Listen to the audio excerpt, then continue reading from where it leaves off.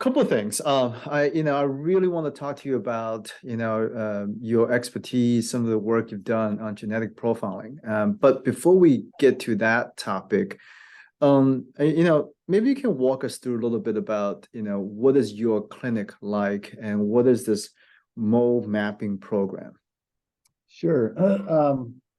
We focus the clinic on patients who are at increased risk for melanoma, and that can include patients who have had a melanoma, patients who have family history of melanoma, as well as patients who may not have had melanoma, but they have other risk factors, such as multiple nevi or moles, or we call atypical nevi. These are moles that are more irregular, larger, and ones that need to be followed closely.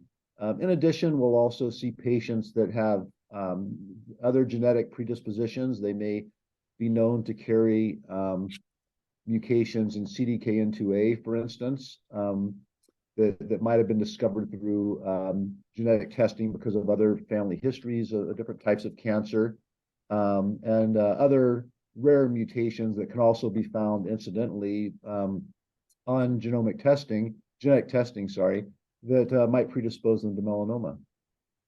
Now, when you working with those group of patients, is there a certain number of nevi that put them at the higher threshold? Like is it 20, 30, 40s? Well, in terms of a risk for melanoma or in terms of who we would do photography for, we could sort of answer those separately. I think it's interesting. I'll see a lot of patients who have had melanoma, and looking at their skin, you wouldn't necessarily predict that they were at risk for melanoma. They don't necessarily have a lot of nevi. They may not look like they have a lot of sun damage on their skin, but many patients, though, will have numerous nevi, other features of sun damage. They may have history of tanning bed use, for instance. And so there's really no specific threshold or criteria for use of photography other than it's if I think the photographs will help me and help the patient monitor their skin. And so, if the patient only has a few atypical nevi, but they're in a location that, let's say on the abdomen or the face, they could easily be monitored. Maybe the patient doesn't necessarily need those photographs. Most patients, many patients have them on the back in areas that are hard to monitor, though. And certainly, I think if you have more than 50 nevi, then it's going to be hard to follow those without photography. And so, those are sort of the general guidelines. But basically, there's no point in doing the photos if the patient isn't committed to returning for follow-up and to using the photographs at home.